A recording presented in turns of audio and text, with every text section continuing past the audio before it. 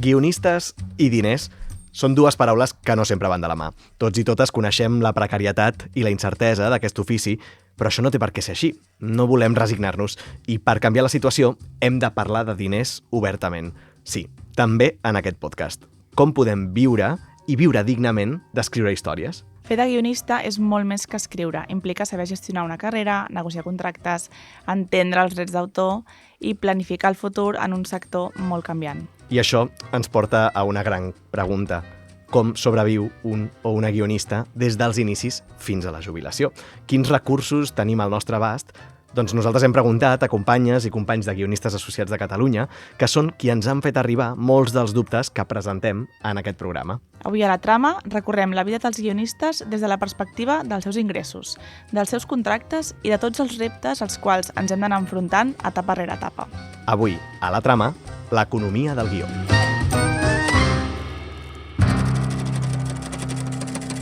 La Trama. Converses de guionistes.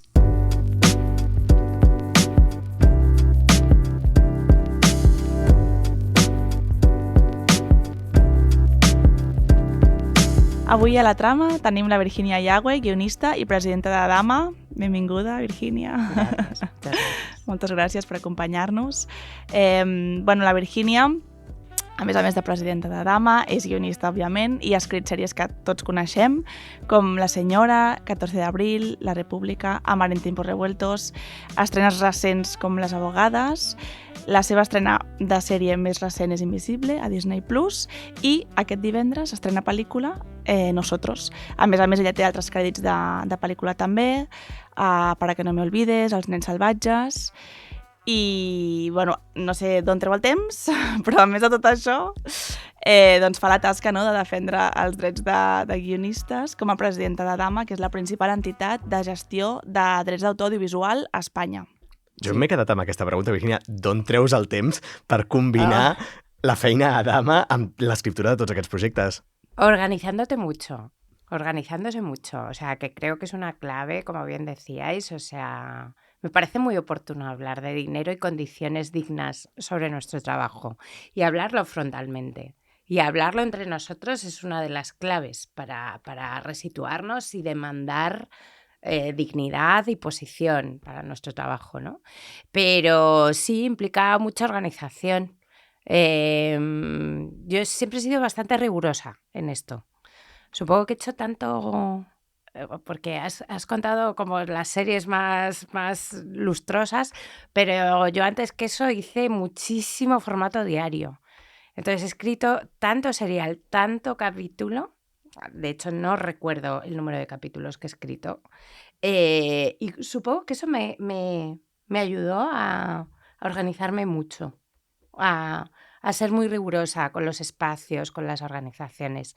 Y bueno, dentro de todo esto tengo cierta capacidad para cuando reservo un espacio para un proyecto o para un tema concreto, pues estoy como muy, muy en focus. Y eso es importante porque si no volamos mucho y sería mucho más difícil. Bueno, y también tened en cuenta que la presidencia de Dama es un tiempo. Yo antes he presidido CIMA también. He estado en juntas directivas de varios sindicatos, pero son tiempos. O sea, es un tiempo dedicado a esto y luego ya paras y pasas la batuta, ¿no? O sea, que és temporal. Parlarem justament de les fases de la vida i parlarem de l'organització, que ara deia la Virgínia, perquè ens interessa molt com organitzar la vida d'una guionista o d'un guionista precisament des de que arrenca, des dels inicis, des de que està estudiant, fins a que és més gran, no? I parlarem també d'edatisme i de com moltes i molts guionistes a vegades tenen la sensació de que es queden fora de la indústria, bé sigui per aquesta o per altres formes de discriminació. I hem fet preguntes als socis i les sòcies de Guionistes Associats de Catalunya per veure una mica quin era el pols i els dubtes que tenim més sovint i els hem volgut endreçar d'aquesta forma una mica cronològica, no? Llavors, si ens plantem en aquests primers anys, en aquests moments després de graduar-se, les primeres oportunitats, també volíem arrencar preguntant-te a tu en concret quines van ser les teves primeres passes com a guionista i quina va ser la primera vegada, que a vegades és emblemàtica i no oblides mai, que vas cobrar diners per escriure un guió, no? Algo que havies escrit tenia aquest valor.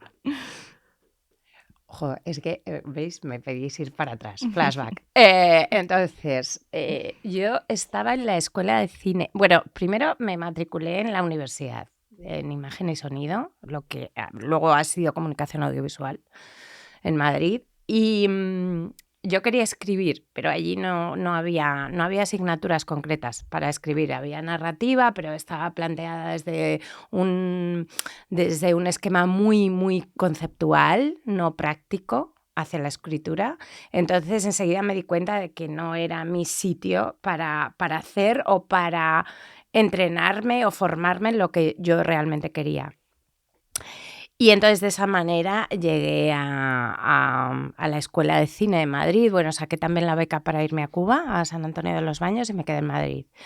Y ahí sí que fue mi contacto real con la escritura y con trabajar. Y antes de terminar, era 2 años antes la escuela, ahora es más. Antes de terminar, terminábamos el curso con 2 largometrajes hechos, y uno de esos largometrajes le llegó a un productor, a Pedro Costa. Pedro Costa, que venía de la escuela catalana, era el productor, digamos, ejecutivo de Vicente Aranda. Y entonces a Pedro le gustó mucho el guión y me llamó. Yo era una jovencita y pensé, qué gozada, me va a comprar una película. No tenía ningún interés en mi película, pero le había gustado cómo estaba escrita. Y Vicente empezaba a escribir Locura de amor, Juana la loca. Y entonces Pedro me colocó allí, yo creo que muy, muy arriesgadamente, poner a una niña que acaba de salir de la escuela con el gran director de ese momento, que venía de hacer Amantes y tal, y me colocó allí como asistente a guión. Y este fue mi primera experiencia, mi primera entrada profesional, y fue un desastre, un desastre. O sea, és que quiero ser muy sincera, porque creo que está bien. També s'aprèn molt de Claro, coses atrás. Clar. Entonces yo llegué allí, me empollé todo. Luego me sirvió porque pensé, mira, luego que llegué a Isabel también, de alguna manera, con Diagonal y, y tal, y he hecho mucha serie histórica, pues me empollé todos los Reyes Católicos, Juana la Loca, bueno, inmersión absoluta. Y llegué allí, le hice una propuesta a Vicente Aranda, y entonces Vicente me llama con Pedro a una reunión a su casa y me dice, bueno, vamos a ver, vamos a ser claros ya, esto que has escrito y este planteamiento que tienes de la película no me interesa en absoluto, porque tú mantienes que Juana la Loca no estaba loca. Yo, que me lo había empollado todo, evidentemente hice un discurso sobre esto, y me dice, sí, pues es que a mí me parece muy bien lo que opinan los historiadores y lo que opinas tú, pero a mí lo que me interesa es contar una historia donde las criadas moras le pintan a la reina los pezones de Jena. Y esto es lo que me interesa contar. Y entonces yo, con mis pocos años, dije, muy bien, pues me parece muy bien que esa sea tu elección, yo no voy a ser la guionista que lo va a escribir. Y pensé, esto ha sido mi arranque en el mundo profesional y el final. O sea, esto va a ser así. Pero tuve suerte, porque esto a Pedro le hizo muchísima gracia, le debió de hacer mucha gracia, y entonces luego me llamó mucho para, bueno, pues para trabajar en cosas juntos, y es verdad que trabajamos en varias películas juntos a partir de ahí, y a la vez me llamaron para empezar a trabajar en televisión, en Zeppelin Televisión, y me llamó Juan Tebar, que había sido uno de mis profesores en la escuela de cine. Y entonces me llamó, pero me llamó también, aterricé allí, y esa fue mi entrada en televisión. Yo soy también completamente sincera, no había más mujeres en ese equipo, era la única mujer joven que entraba en ese equipo, y además, en una de las tramas, había un minusválido. Y mi madre tenía silla de ruedas, con lo cual Juan entendió que yo podía controlar este mundo. O sea, que entré por dos temas de discriminación clara. O sea, mujer y minusválidos. Y bueno, esa fue mi entrada, y a partir de ahí, pues, ya despegué, pero siempre alternando los dos espacios, cine y televisión. Molt interessant també que tot arrenqués amb un no. no? D'alguna manera, amb un no valent i que a vegades d'aquests nos... Valent i inconscient, perquè jo crec que quan comencem no sabem el molt que costa, no sabem que de vegades és molt més important fer-te amic de la persona, encara que no t'agradi el projecte, perquè et truqui a la següent, però bueno, vas caure bé, no? Llavors segurament això va ser com la tornem a trucar, clar. Es que, sí, más que amistad, yo creo que es no dar por supuesto tu recorrido. Es decir, todo está muy abierto y o sea, lo mismo que os cuento que mi expectativa se frustró en el sentido de Pedro no quería mi largo. Quería un tipo de guionista que pudiera contar y a él mi largo le sirvió para ver que yo podía hacer esto. Entonces, creo que ahí es donde hay que estar abiertos. Igual que aterrizar en hacer un serial, un formato diario en Zeppelin, quizás no es tu ideal de por dónde va a ir tu carrera, pero yo sí que os digo, yo no sería la guionista que soy hoy si no hubiera escrito todos esos seriales. Desde luego en la zona técnica ya os lo digo. O sea, creo, y el otro día yo creo que lo comenté con Eduard Solá o ya no sé con quién. Pero claro, tienes ya tal oficio establecido que tu capacidad de resolución es muy alta, muy, muy alta, y entiendes muchos pormenores. Eso te lo da una inmersión intensísima en volumen de trabajo. Primero volumen, luego entender el volumen, luego incorporarlo, llevarlo hacia tu zona y preservarte los espacios en los que, aunque estés escribiendo un serial, aunque sea una secuencia entre 17 secuencias del capítulo 220, es tu voz y la vas a preservar. Y estás estudiando y estás analizando la secuencia y estás construyendo la secuencia. Y eso es la mejor escuela, la mejor escuela. Y esto yo creo que me sirvió mucho y es algo que insisto mucho en las clases. Ahora doy poquitas porque me lleva mucho tiempo y ya no tengo más tiempo. Pero insisto mucho a los alumnos y a las alumnas ahí. O sea, no os arrastréis al concepto previo, sino estad abiertos y aprovechándolo mucho. O sea, yo sí que me recuerdo en los inicios como absolutamente esponja. O sea, era algo que luego me gustaba mucho. Yo creo que eso lo compartimos casi todos y todas. Esta carrera es muy vocacional, muy eminentemente vocacional. Y para mí era una maravilla estar allí aprendiendo, ver cómo montábamos, ver cómo cada reunión, que a medida yo entré de guionista llano, ya os digo, en Zeppelin, y luego fui pasando por todos los estadios, argumentos, diálogos, coordinación, desarrollo, Biblias. Y era poco a poco ibas viendo cómo vamos a sacar esto adelante. O sea, y lo que yo aprendí enfrentándome cada lunes a una reunión y pensando, esta vez no lo vamos a sacar. O sea, porque hemos consumido ya la Biblia, ya no vamos a saber. Hoy es el día que fracasamos. Todas las veces que hemos sobrevivido a esos momentos es la verdadera escuela. Però això és fantàstic, perquè jo crec que sortim de la universitat amb una idea, no?, de jo només vull fer ficció o jo només vull fer aquesta cosa. Hi ha formats, les sèries de cada dia tenen com molt mala premsa a la universitat i després surts, és el que et trobes, són els llocs on més aprens escrivint, i després que a la vida real quasi mai tens el temps que necessites per escriure el guió que estàs fent. Normalment tens la meitat del temps, estàs fent milions d'altres coses i has de fer uns malabars increïbles i t'has d'adaptar llavors totalment a aquesta escola de fer-ho ja, fer-ho ràpid, fer-ho bé, resoldre problemes i pa'lante, no? Llavors, jo crec que pel que ens estàs explicant vas entrar a la roda com molt ràpid, no? De treball. Sí, fue rápido. Lo que pasa es que, fíjate, esto que comentas a mí me parece muy paradójico y es para reflexionar, o sea, porque yo creo que evidentemente cuando somos estudiantes tenemos ese pulso y esa energía y esa arrogancia, si queréis, de yo quiero escribir lo mío, opus magna y tal. Bien, eso es cierto. Y luego está lo real, que te enfoca ahí, donde puedes sacar esa experiencia, y yo la decidí enfocar en positivo y como parte de mi crecimiento. Pero es que a la vez que iba haciendo todos esos capítulos, yo crecía también en mi capacidad mental, en mi forma de ver la vida, en mi forma de conceptualizar las historias. Y no era la alumna joven. Empezaba a entrar en el camino de madurez y el camino de madurez te hace entrar en otra dimensión de las historias. Luego se juntan las dos cosas. Creo que es lógico ese pensamiento y ese motor de los estudiantes y de preservar tu voz, pero es que tu voz todavía no está construida. Y es ese construir lo que te hace llegar a otras historias. Entonces, creo que es parte del proceso y creo que ahí se alinean las fuerzas y creo que está bien enfocarlo así. Y tener esa humildad, ¿no? También. Bueno, y verlo desde ahí. Creo que si de algo sirve la experiencia de los que ya la hemos ido construyendo es trasladar esto. O sea, a mí me hubiera gustado.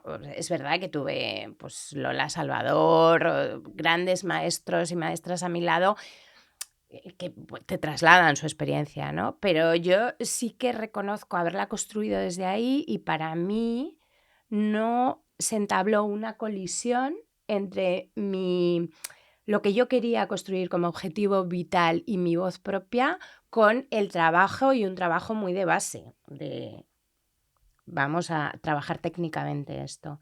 Y al final confluyeron las dos cosas. O sea, al final sí, cuando...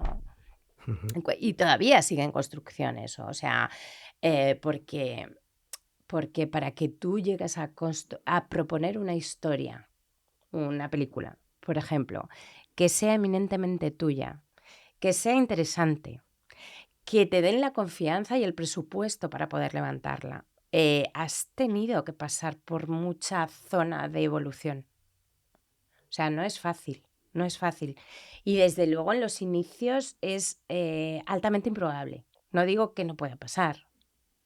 Pues siempre hay un Alejandro Amenábar. O sea, mira, Alejandro estaba en la universidad, era un curso mayor que yo.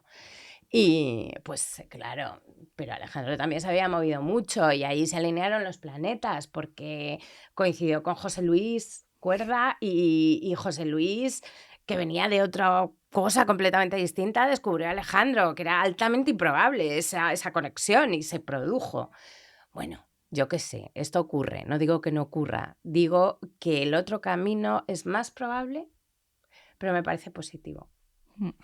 Hi ha una cara B d'aquest entusiasme i aquesta vocació de la qual parlàvem en els inicis del principi, que és allò del que Remedios Zafra parla precisament a El entusiasmo, i aquesta idea de que a vegades la voluntat de dedicar-nos a una carrera en el sector creatiu ens pot portar també a estar disposades i disposats a assumir molta precarietat i condicions laborals a vegades molt complicades en les nostres primeres feines, no? I volíem preguntar-te també, com a presidenta de Dama i que des de la vostra entitat deveu veure molts d'aquests casos de joves guionistes i joves guionistes que es troben en els inicis de la seva carrera, els seus primers projectes, quines són algunes red flags o algunes advertències que es poden fer per posar alguns límits en aquesta etapa inicial, no? En aquests inicis?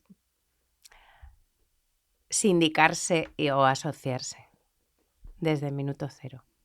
Yo creo que me sindiqué en Alma, que no tenía ni forma de sindicato todavía. Y las primeras cuotas me las pagó mi padre. Todavía vivía mi padre, me las pagó y yo no había empezado todavía mi carrera profesional. Pero él venía de una tradición obrera sindical, o sea que él lo tenía claro. Pero claro, para mí eso fue esencial, porque primero porque no sabes y es un foro de encuentro y de compartir esto que hablábamos antes, hablar de la realidad y de las condiciones. Y después porque tienen los servicios jurídicos que están ahí para eso, para negociar tus contratos, para ver cómo firmas y cómo no firmas. Entonces, esto es muy importante, muy, muy importante. Entonces, digamos que para mí es el verdadero consejo, o sea, sindicaros desde el primer momento, estar dentro del colectivo, porque el colectivo lo que va a hacer es protegeros, aconsejaros, situaros, luego sois completamente libres de tomar la decisión que queráis, pero a mí me parece esencial. Y eso de alguna manera es un trabajo que seguimos haciendo. Dama Dama es otra cosa, es una entidad de gestión de derecho, pero al final nosotros lo que tenemos son líneas de apoyo directas a las asociaciones y a los sindicatos precisamente para garantizar que tengan servicios jurídicos, que esos servicios jurídicos se pongan a disposición de los guionistas y las guionistas, que tengan asesorías, que puedan trabajar en esa línea. Entonces, esto me parece esencial. I pensant específicament en entrar a Dama, per exemple, perquè a vegades alguns alumnes i algunes alumnes de la universitat ens pregunten quan ja tinc un curtmetratge, això ja genera drets d'autor? Ja puc passar a pertànyer a alguna d'aquestes entitats? Quin és el moment en el qual han de fer aquest primer pas? En el momento que tu obra ha sido comunicada públicamente, emitida o exhibida, en ese momento la obra pasa a disposición pública y puede generar derecho de autor. Per tant, en el cas d'un curtmetratge, el primer cop que es passa en un festival, d'un cert renom, Exacto. ¿no? O que té una exposició pública, Exacto. ja A passarien partir a de poder ahí donar-se ya tienes capacidad para entrar y ser parte de una entidad de gestión de derecho que lo que va a hacer es gestionar tu obra, el derecho de recaudación de tu obra, que genera tu obra. Las entidades de gestión no, o sea, tú pasas a formar parte de ellas y detraen una parte de lo que genera tu obra para son entidades sin ánimo de lucro y para tener su disponibilidad administrativa y de gestión, digamos. Pero tú no tienes que pagar cuota, como la pagas en el sindicato, la pagas en la asociación. Las entidades de gestión, en ese sentido, son gratuitas porque lo que necesitan para su supervivencia y su gestión lo detraen de la propia obra. Important, per tant, aquells estudiants i aquelles estudiants de guió, que sabem que són molts i moltes que ens escolten, doneu-vos d'alta en aquestes entitats des del primer moment que podeu. Jo m'he passat molts anys generant 40 cèntims l'any en drets d'autor a Dama, però gràcies a això podia participar de les activitats que es feien, optar a alguns dels ajuts. N'hi ha d'altres que estan reservats per a aquells socis que generen un volum més gran, però d'entrada, només pel fet de ser membres, ja passeu a formar part d'una comunitat, el que deia la Virginia, ¿no? Exacto, y ahora tenemos sede aquí en Barcelona, o sea que tenéis el espacio también para poder hacerlo. Ojalá lo pudiéramos hacer en todos los lugares, no tenemos esa capacidad todavía, pero estamos muy orgullosos porque, como bien dices, o sea, son espacios de encuentro, espacios de poder participar en los programas que lanza la propia entidad y que tienen varios ejes, tienen un valor asistencial, por ejemplo, tienen un valor formativo, tienen un valor de visibilización de las propias obras de los autores y las autoras, y todo esto es muy interesante. Y eso es un trabajo que consigues estando, o unas posibilidades que consigues estando dentro de la entidad, o sea que hay que valorarlo desde todo ese global. I després, parlant amb els altres guionistes de contractes, de diners, crec que som massa tímids a l'hora de compartir les condicions amb les quals estem treballant, però quan comences a compartir te n'adones de les injustícies i del que està passant en la realitat. I com que no hi ha un barem públic de preus del que es cobra, no?, per un guió, que és una de les coses que s'ha reivindicat moltes vegades des del GAC, no?, que això hauria d'existir perquè tothom sapigués una mica, doncs, mínims, no?, què et pot oferir un productor i quan t'està prenent el pèl. Quan parles, la manera d'aconseguir-ho, no?, és parlar amb els altres guionistes. I moltes vegades, o sigui, aquests aspectes doncs, es parlen doncs, això, en una comunitat que te la trobes en una seu presencial, te la trobes en aquest tipus d'esdeveniments i que jo, o sigui, trobo que és essencial parlar amb els altres per sentir-te també menys sola, perquè és una professió que de vegades pot ser molt dura a nivell econòmic i a nivell contractual, no?, de condicions de treball. Sí, y a nivel incluso personal, o sea, somos un colectivo que vive muy intensamente el síndrome del impostor. Quiero decir que si no te va bien, todo piensas que Dios, o sea, sí. Lo estoy haciendo mal, este es el momento que me descubren, tal, etcétera. Y esto está muy bien, encontrarte con colegas que te refuerzan y te impulsan desde ahí. Y está muy bien hablar abiertamente, por eso os decía que me parece muy oportuno este podcast en el sentido de hablar de dinero y hablar de condiciones. Es verdad que con las tablas de baremos hemos tenido muchos problemas, pero los hemos tenido a un nivel, digamos, legislativo por el tema de competencia. Pero siempre hay maneras, ¿no?, de evitarnos esto. Por eso para mí es esencial sindicarte o estar en el GAC o estar en las asociaciones de referencia, que son las que te van a decir, si no tienes una tabla de baremos, al menos internos sabemos todos y todas lo que hay o por dónde nos estamos moviendo. Y por otro lado, reclama saber cuál es el presupuesto del proyecto en el que estás trabajando, que es algo que debería comunicar la productora, porque ellos a su vez están obligados cuando reciben, por ejemplo, ayudas públicas a comunicar sus presupuestos o levantar sus presupuestos de cara a quien los contrata, lògicamente. Saber el presupuesto que tienes y saber que a guión le corresponde un porcentaje de ese presupuesto. Sí, exacte, que encara tenim molt pudor de vegades a negociar i a preguntar aquestes coses i els advocats, tant dels sindicats com de les associacions, no tenen aquest pudor i ho faran per tu si no t'atreveixes. I jo crec que a base d'això, de parlar entre tots, de lluitar tots junts, no? Ara obrirem un meló, que és el meló de les plataformes. Crec que també, quan van arribar les plataformes, va ser un moment de canvi total. A nivell de drets d'autor va ser, suposo que una revolució. Ara ens explicaràs també una mica com ho veu viure.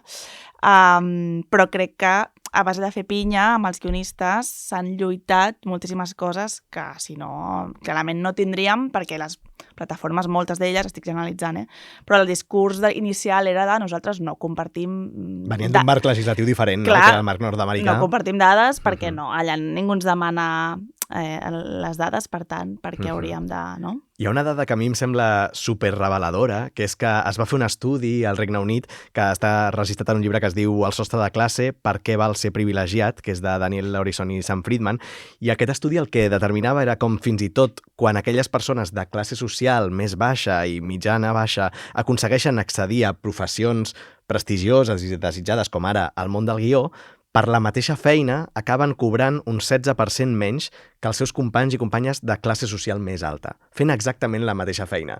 I això per què passa? Això passa precisament per aquest buit del que dèiem de no tenir una xarxa d'informació. No tens prou informació, no t'atreveixes a negociar, no tens els advocats i advocades que puguin negociar per tu els teus contractes i, per tant, per fer el mateix, acabes cobrant menys. No? Llavors, precisament per això estan aquestes organitzacions per suplir aquest buit y fe piña, ¿no? Una mica. Total, porque esa unión lo que hace es que generemos una fuerza que aisladamente no la tendríamos. Y luego hay otra cosa que está bien, o sea, en esos espacios al final, como deciros, siempre están los jurídicos, o siempre están, los jurídicos, los abogados con los que trabajamos, los que tú o un grupo que está trabajando, por ejemplo, en un proyecto, puede dejarle la negociación en manos del abogado. Que siempre estaría bien, ¿no? Siempre han jugado mucho las productoras a que vayamos libres y no tengamos información. Creo que esto cambia cuando la tenemos y no vamos. Esto es algo que, por ejemplo, yo siempre he reflexionado mucho. O sea, los actores y las actrices tienen a los representantes y en muchos casos ellos les hacen este trabajo. Les pagan un porcentaje, lógicamente, pero es que hay momentos que dices, pago... Sí, pagaría por esto. Clásico poli bueno, poli malo de toda la vida. Claro. Y además, somos muy buenos constructores de historias, pero no somos buenos negociadores para nosotros, porque tenemos esta cosa un poco despegada, ¿no? Igual que lo hablábamos antes, ¿no? Que socialmente somos un ser extraño, el guionista, como que está detrás y no nos relacionamos... parcialmente, però luego és que encima no negociamos bien. No, i justament l'altre dia que vam tenir aquí a l'Edu Sola va dir una cosa superinteressant que va dir, els guionistes hem de reivindicar anar a les catifes vermelles no perquè vulguem ser famosos i sortir a la portada de Lola, sinó perquè volem que la figura del guionista se sàpiga qui és. I això ens donarà més força per poder, precisament després, negociar, no? O sigui, una mica, doncs, que sigui un món industrial més just. Sí, yo lo dije lo de los premios CEC que nos dieron el premio a Dama, como estaban los comunicadores de prensa y los periodistas y tal, les dije, os hacemos una petición y es que cuando vayáis a los junkets de prensa en los festivales solicitéis y pidáis la presencia de los guionistas porque vuestras preguntas van a tener que ver con esto. Y son realmente las personas que han estado trabajando la historia 1 año, 2 años. Son las personas que os pueden explicar mucho mejor que un actor y una actriz que ha estado 3 meses de su vida en esto. Entonces, atención con esto. Yo, si te soy sincera, me puedo ahorrar la alfombra roja. Clar. No me siento L'altra cosa és especialmente que còmoda. ningú vol anar. No, Ens conviden a tots i després no hi vol anar ningú. Exacte. Lo de la patita jamonera me lo puedo ahorrar, el vestidito, el no sé qué, pero sí, coincido mucho con Valentina Aviso en esto, pero decía, pero a ver, si vais a convocar prensa y vais a hablar y vais a hacer preguntas del guión, de la historia, etcétera, me tendréis que sentar allí, porque es que soy la persona que lo puedo explicar. Sí, sí. Entonces creo que esa sí es una demanda potente y efectivamente, y nos sitúa en un nivel que eso me parece importante. O sea, eso es un reclamo y un reclamo desde las asociaciones también para que existamos, ¿no? Lo que no se nombra, lo que no está, deja de existir. Y deja de existir después, que esto es lo más peligroso. Luego, si quieres, hablamos de les plataformes. Bueno, obrim aquest meló, Vinga. no? Continuem avançant en la vida dels guionistes i de les guionistes i ja en un moment de solidesa professional, quan ja tens una certa trajectòria, és cert que els drets d'autor poden ser una part rellevant dels teus ingressos, no? Llavors, volíem preguntar-te precisament pel paper que jugueu ara mateix, les associacions de gestió de drets, ara mateix a Catalunya i a Espanya, i en aquest moment de transformació al qual apuntava la Xènia, com ho esteu vivint. Tenim d'una banda el front obert de les plataformes que encara s'estan negociant amb algunes d'elles, d'altra el de la intel·ligència artificial, que sobrevola. En quin moment estem, Virginia? Es que la inteligencia es otro tema también. A ver, las plataformas. Es verdad que las plataformas, que muchas tienen sus bases y sus orígenes en el mundo anglosajón y en concreto en Estados Unidos, vienen de un derecho distinto y su base de derecho es el copyright. Nosotros gestionamos en otra base de derecho que es propiedad intelectual. Generalmente la norma, nosotros aquí pertenecemos a la norma europea, a las leyes europeas, y tienen un componente mucho más humanista y más protector, porque consideran que al proteger al autor estamos protegiendo el hecho cultural que genera el autor, y esto merece una protección específica desde la norma. Entonces ahí nosotros tenemos este potencial y a nosotros nos cubren las leyes. ¿Qué pasa? Las plataformas vienen de la otra experiencia, y la otra experiencia es una experiencia absolutamente neoliberal. Es decir, el copyright es una cobertura de derecho, pero lo que te dice y lo que te dicen los guild, que además participan de las asociaciones de productores, de la MPA, es, no sé, usted es autor, yo se lo voy a pagar muy bien, pero usted me cede todo. Y esto es mío. Y a partir de aquí yo puedo hacer lo que quiera con esto. Entonces su experiencia es esta. ¿Qué ocurre? Que las plataformas al venir a Europa, pues intentan unificar lo mejor de los dos mundos para sus beneficios, claro, que es todo para mí, y encima estos europeos vienen de una tradición más proteccionista, pero les pagan menos que lo que yo pago a mis bases, porque además tengo unos sindicatos muy potentes que esos sí que marcan mínimos. Es decir, tú ahí eres un guionista en Hollywood y tú sabes lo que vas a cobrar. De hecho, no puedes currar en determinadas cosas que bajen ese caché o ese precio. Y entonces se encuentran, ya os digo, o quieren o persiguen lo mejor de las dos opciones, que es pago poco y me llevo todo. O sea, es win-win. Y entonces, claro, aquí es donde pusimos pie en pared. Y les dijimos, no, porque vosotros lo que queréis hacer son contratos tipo buyout, que es una cesión completa y leonina absoluta de todo el derecho, y no vamos a funcionar así. No podemos funcionar así. Y entonces esa ha sido una gran batalla, que todavía seguimos negociando. Això anava a dir, perquè alguns socis ens han preguntat com està ara mateix la situació, si ja totes les plataformes s'han regularitzat a Espanya en temes de gestió de drets o si hi ha alguna negociació que encara estigui en curs. Sí, hay una negociación que a mí me parece muy importante y que está en marcha todavía, no está cerrada, que es la ley. Nuevamente, es que yo creo profundamente en esto. Creo que la norma nos regula y nos protege las leyes. Entonces, ¿cuál es la norma que estaba sobre la mesa? Pues la futura ley del cine. las aportaciones que, por ejemplo, hicimos desde AMA a la futura ley del cine eran muy claras en ese sentido. Era transparencia en los datos, obligación por norma y por ley de la transparencia en los datos, que es algo que no quieren hacer, porque el dato es poder. Y el dato al final haría que esto fuera transparente y tal. Bueno, llegaremos a algún tipo de acuerdo que tendrá que ser negociado y tendrá que ser, insisto, regido y tutelado por la norma. Esto me parece esencial. Y la siguiente aportación que hicimos es que se reconozca la nacionalidad de la obra. ¿Por qué? Porque al reconocer la nacionalidad de la obra te sujetas a la ley de esa nacionalidad. Es decir, a mí no puede llegar una plataforma que trabaje en este país a contratarme y decirme que tengo que estar sujeto a las leyes de California. ¿No? Porque estás reconociendo que tu obra está hecha aquí. Y esto es una gran batalla, ¿eh?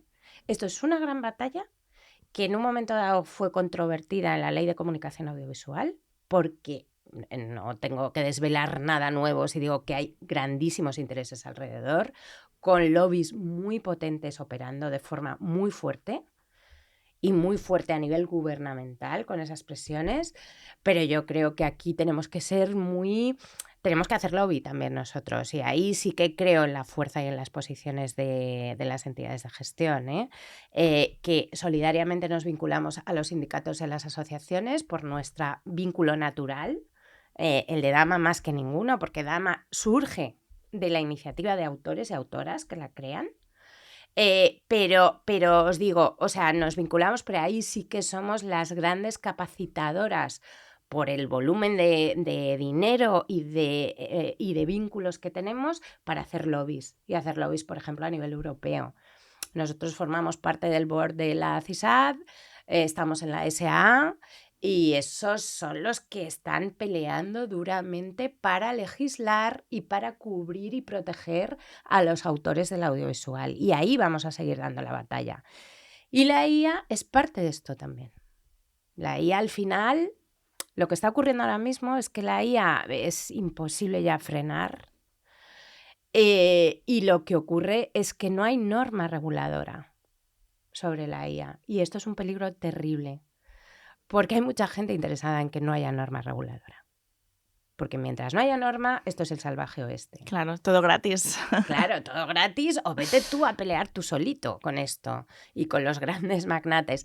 A esto se une que hay un gran desconocimiento también, yo creo. O sea, se unen las dos cosas. Y esas dos cosas juntas les vienen muy bien a, como diría Carlos Molinero, el eje del mal. Entonces ahí estamos un poco vendidos. Nos es esencial tener norma para encauzar esto.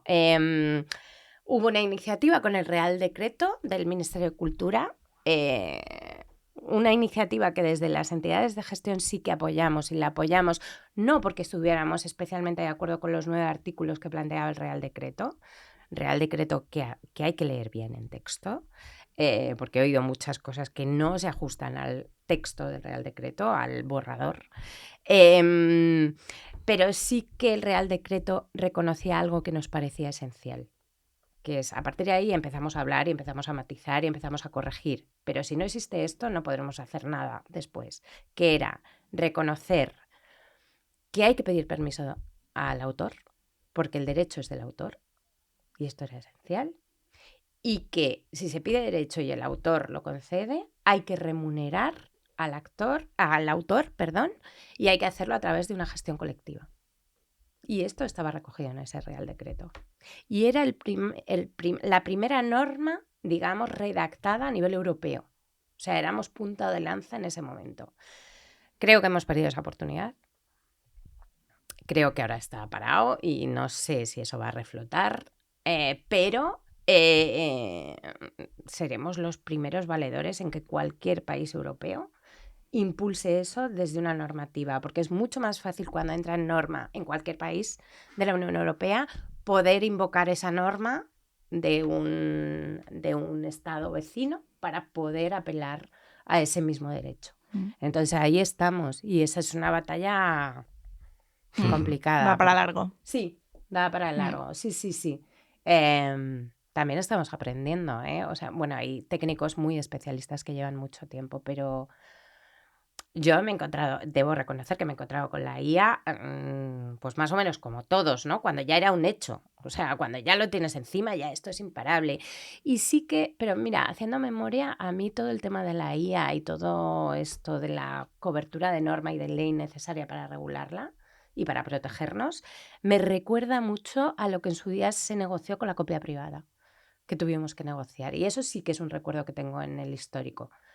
Es decir, y recuerdo a muchos compañeros y compañeras al principio negando la copia privada. Porque era vendernos, porque, bueno, esto al final es quedarnos con las migajas, tal. Lo que ocurría es que ya existían los aparatos reproductores y grabadores. O sea, ya no podíamos frenar eso. Lo que teníamos que encontrar era una norma que cubriera el interés de los autores y las autoras. Que lo cubra lo mejor que pueda ser, que no sean migajas, sea algo mucho más decente y digno que las migajas, por supuesto, pero que exista, porque ya lo tenemos. Sí, sí. Perquè llavors, en el marc de la vida quotidiana d'un guionista o d'una guionista a Catalunya, a Espanya, tu diries que aquest moment de transformació tan gran que hem viscut a nivell de gestió de drets ja està normalitzat? És a dir, les persones que en els moments daurats de l'audiovisual, no? a principis de segle, del segle XXI, parlo ara, hi havia gent que veritablement eren unes fonts d'ingressos molt importants per ells i per elles i que després amb l'arribada de totes aquestes transformacions tecnològiques es va posar en joc i perillava. Tu diries que ara ja estem en una situació de normalitat? Hi ha gent que pugui viure dels drets d'autor? No sé si vivir de los derechos de autor. Fíjate, yo es que tengo ahí una visión un poco encontrada en el sentido que yo creo que es una entrada de derecho que además es tuyo, que es genuinamente tuyo y tienes ese derecho y va muy bien. Pero la propia dama no existiría si algunos autores hubiéramos pensado que teníamos que vivir de los derechos de autor.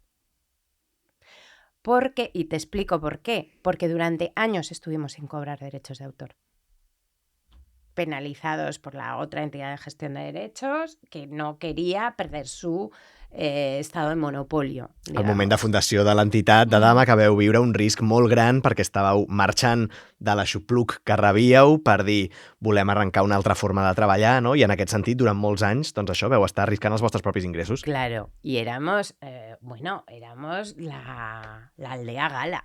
O sea, éramos la aldea gala en mitad del imperio. O sea, esto era así. Y si resistimos...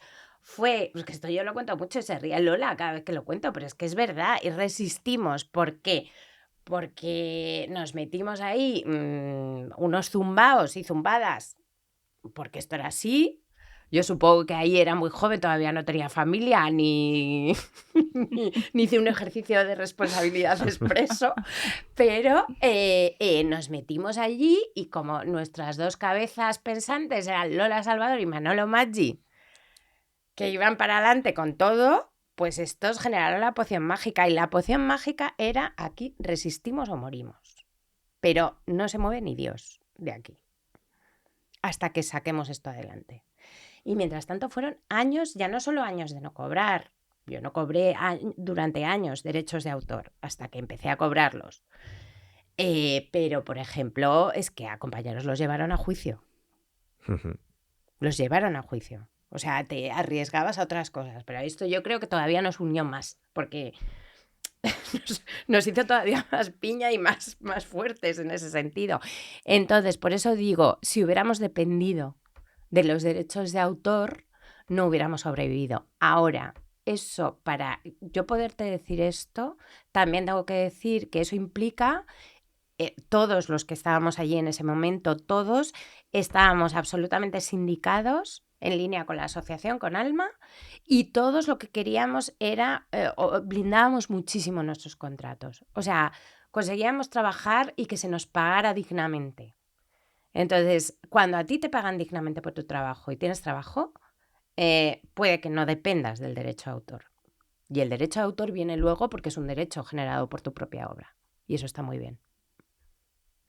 Entonces, creo que es un equilibrio entre ambas cosas. Y creo que el tiempo lo que nos ha dado es poder ver y analizar esto bien. Depender solo de los derechos de autor es un riesgo. Y tienes que generar mucho, mucho derecho para poder vivir de eso, ¿eh? Que no digo que haya casos, hay grandes casos de éxito que generan mucho derecho, però creo que és una suerte d'equilibri. Perquè, clar, un dels problemes amb el qual es troba tot guionista, almenys a l'inici, és l'estabilitat econòmica, perquè costa molt i normalment el que fem tots és tenir moltes fonts d'ingressos, no? Qui més qui menys fa classes, fa consultories, es presta, no, com a col·laborador amb diferents coses, fa podcasts. Molts projectes alhora, també has de combinar sí. fases del guió molt diferents, en pel·lícules, en sèries, uns que inicies tu, altres on Sí. col·labores, no? El síndrome aquest de dir que sí a tot, perquè mai sabràs si tindràs un any fluix, llavors anar sempre de bòlit, Sí. perquè has dit que sí a tot, i de sobte tens un any que dius què he fet, no? Llavors, bueno, una mica això, no sé si algun consell o alguna reflexió sobre bueno, com encares això, no? Una estabilitat econòmica, tenir família, no? I ser guionista és possible. Yo tengo familia numerosa. Me lo tuvieron que decir en Dama. Es un ejemplo inspirador. Había tenido mi tercer hijo y entonces la asistente social vino y me dijo, ¿sabes que has tenido un tercer hijo, que eres familia numerosa, puedes pedir una ayuda? No ni había reparado en este momento, seguramente porque estaba muy liada pensando en 3 proyectos que tenía activados. Bueno, a ver, yo creo aquí que sí, o sea, lo que tenemos que conseguir... Y ahí sí que soy muy defensora del papel sustancial y sustantivo que tienen que jugar las entidades apoyando a las asociaciones para conseguir que los trabajos estén mucho mejor remunerados de lo que están. Porque eso cambiaría mucho el panorama. Nos dejaría... Es más, he de decirte, yo que nunca me he planteado dirigir, porque creo que no sería especialmente buena directora, lo creo, es que respeto mucho el trabajo de dirección, pero creo que sí que podría producir. Creo que a los productores les vendría muy bien cambiar su idea y su concepto y pensar, cuanto más blindado tenga a mis equipos y en concreto a mis cabezas pensantes, mejor trabajo van a hacer y no se van a desdoblar. Y esto es rentable. Esto yo lo empezaría a pensar desde ahí, incluso estratégicamente, ¿no? Pero creo que hay que trabajar mucho con los sindicatos y las asociaciones para subir esas condiciones, para que sean mucho más dignas, para que nos permitan estar centrados y, por supuesto, tú tienes la libertad de decidir, pero no porque te lo impongan las condiciones, sino porque sea una decisión voluntaria tuya, que es otro tema, ¿no? Y entonces creo ahí que es muy importante y luego hay una segunda parte y ahí sí que soy muy, muy defensora porque ahí es donde nos estamos batiendo mucho y peleando mucho, es conseguir que las leyes nos protejan. Es decir, a mí el estatuto del artista me parece fundamental. Es decir... que a mí se me valore por 3 años de ingresos y no cada año, cuando un año me ha podido ir muy bien y tengo que pagar un pastizal, pero nadie me asegura que yo vaya a tener trabajo al año siguiente. Esto me parece fundamental. Esto ya se hace en Alemania, se hace en Francia. Nuestro trabajo es altamente inestable, altamente inestable.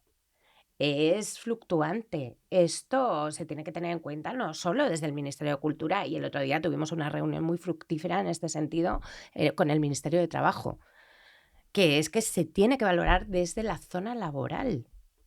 Es decir, que tienes que ser consciente de estas realidades completamente atípicas que se salen, por supuesto, del patrón de funcionariado. Entonces, esto es lo que nos interesa a nosotros, pelear ahí. Y ahí somos una musculatura muy potente a la hora de pelear las normas y las leyes. Y ahí es donde hay que estar, porque eso sí que permitiría entrar en otro lado. Ha sido profundamente injusto y no seré yo la que sea detractora en esto porque en nuestra propia casa lo hacemos, ya os digo, con fondos dotacionales en la asistencia a los socios y socias, pero es profundamente injusto que tengamos que entrar las entidades de gestión a hacer becas para pagar unas gafas, para pagar un ordenador, para pagar terapias, para pagar las guarderías. es que esto nos da una temperatura de nuestra realidad. Es que hay gente que comprase un ordenador, comprase una silla nueva que vale 500 euros, es que es un tema, o sea, es un problema y no llega. Entonces, midámoslo desde ahí. No digo que las entidades vayamos a dejar de hacerlo, digo que es que no son las entidades las que tenemos que estar exclusivamente haciendo esto para conseguirlo, detraerlo del derecho que genera la propia obra de los autores. No, esto es la ley la que tiene que entrar, reconocernos, reconocer nuestra realidad laboral y protegernos. Esto es lo que creo que hay que hacer. Molt ben dit, m'encanta. Ha sortit un clip reivindicatiu fantàstic que podem utilitzar aquí per... Sí. Yo no pierdo ningún momento cuando estoy con el ministro de Cultura y la ministra de Trabajo y lo repito continuamente. Sort en tenim. Volíem tancar aquesta vida laboral dels guionistes i de les guionistes parlant també d'aquesta tercera etapa de la que no es parla mai. És com que d'alguna forma hi ha un cert tabú entorn als guionistes i les guionistes més veterans i veteranes. Tu ara parlaves d'alguns dels referents que han estat lluitant per molts dels drets i moltes de les entitats en les quals estem avui en dia, i ens preguntàvem precisament si hi ha espai a la indústria i si teniu dades també fins i tot, o què podem fer des d'aquest tipus d'espais com Dama, com el GAC, per donar visibilitat i espai als guionistes més veterans que volen continuar treballant, i després també aquells que potser ja no estan en aquesta fase però que volem que les seves veus continuïn nodrint el conjunt de la indústria, ¿no? Sí, porque ha habido mucho enfoque, tienes toda la razón, porque ha habido mucho enfoque y mucha iniciativa vinculada a la gente joven que se incorporaba, ¿no? Entonces eran los nuevos talentos, esto todo, ¿no? Y había muchos laboratorios vinculados a esto y había que fomentar y había que favorecer. Y nos dejábamos atrás a los veteranos y no reconocíamos la realidad o la complejidad de su realidad laboral a partir de determinada edad, ¿no?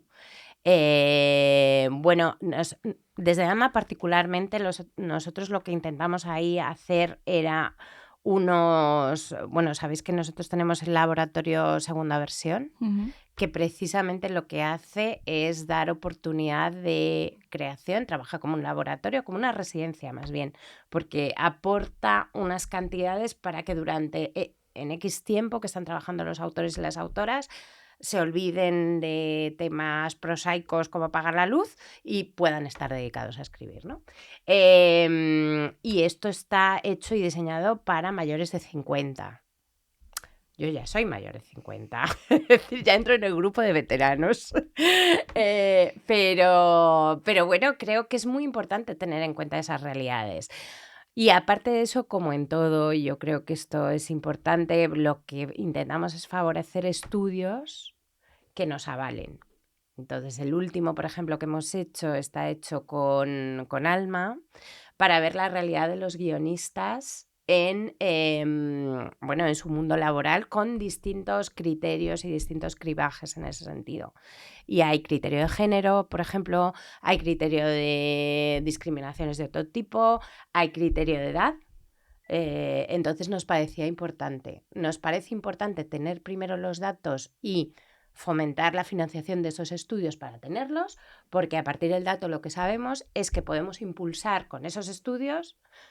Yo puedo llegar a ir al ministerio y decir, ojo, aquí en el estatuto hay que contemplar también estas realidades porque son parte de esta realidad. Y luego ya, si me lo preguntáis a un nivel personal, es que a mí me parece una pérdida de valor directamente. O sea, creo que precisamente la experiencia y esa veteranía lo que te da es un valor en sí que puede ser transmitido. Entonces yo creo que he aprendido mucho de mis mayores y ahora me toca a mí ser mayor, entonces me tocará cambiar ese paso, ¿no? Pero creo que es una responsabilidad compartida. És una idea amb la que potser podem tancar, no? Aquesta de la responsabilitat compartida que tenim totes i tots per recuperar aquesta xarxa de la que parlàvem al principi, fer-nos costat, parlar de diners també, que és important, i acompanyar-nos, no? Que al final és el que intentem fer també des d'aquí, des d'aquest podcast. Doncs moltes gràcies, Virgínia. Passem ara a la última secció, que li diem el clímax. El clímax. Virgínia, trama o personatges? Trama. Quina és la teva situació ideal per treballar? Cualquier lugar. Que fàcil. Que suerte. Ja. I què és el pitjor que pots fer abans de començar una jornada laboral? Tener una reunión con ministerio. Això, afortunadament, la majoria de guionistes estem protegits no. d'aquesta situació. No ens toca. Vale. Papers, pòstits i pissarres o pantalles, ordinadors i tablets? Tablet con papel al lado.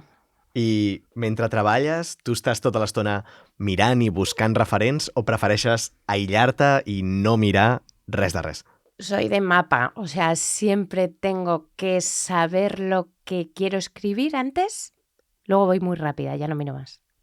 Si poguessis treballar en qualsevol època daurada del cinema o de la televisió, quina triaries? Sí, supongo que el Hollywood dorado, o sea, sí, supongo que los Sistema 50 de y los estudios. 60. Sí, me gustaría. Mucho humo. Más que la Nouvelle Vague. mucho whisky, mucho humo. Creo que no había demasiadas mujeres. Pero yo en mi fuero interno siempre he querido ser Dalton Trumbo. Sí. Y escribir en la bañera. Ai, tac, tac, tac, tac, tac, tac. Quin ha estat el millor consell econòmic o de gestió de la vida laboral que t'han donat com a guionista? El que siempre uso, mantener el nivel de la dignidad por encima del nivel del miedo. Hi ha algun error econòmic que hagis comès en la teva carrera i que vulguis compartir? No. No. Es que económicos no he cometido demasiados. O sea, supongo Maravilla. que vengo de familia obrera y esto me hace pisar tierra. Quizás en algún momento, por eso mismo, embarcarme en demasiados proyectos, por miedo. Pero ahí resitué enseguida. Dignidad por encima del nivel del miedo.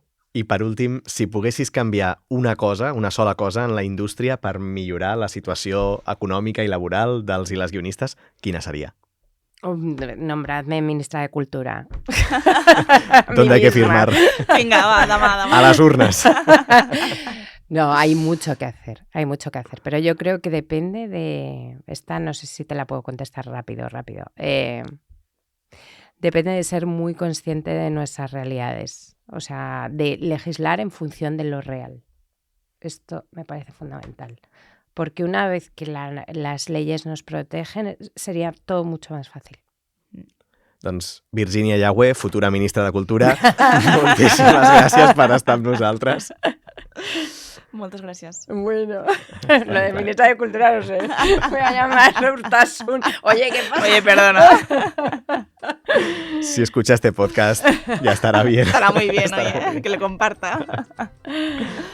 Molt Doncs moltes gràcies. Que bien. Cada setmana teniu un nou episodi de La Trama a totes les plataformes de podcast. Recordeu que ens podeu seguir a iVoox, Spotify, Pocket Cast i a les xarxes socials de Guionistes Associats de Catalunya. Gràcies a l'ISEC per donar suport a aquest podcast que fem el Víctor Alonso Berbel, el Víctor Sala, el Pau Sobirós i la Xènia Puiggròs als guions i la presentació i l'Albert Olaya i el Fede Serramalera a l'edició. Ens retrobem al proper episodi. Fins aleshores, bona escriptura. I bona reescriptura.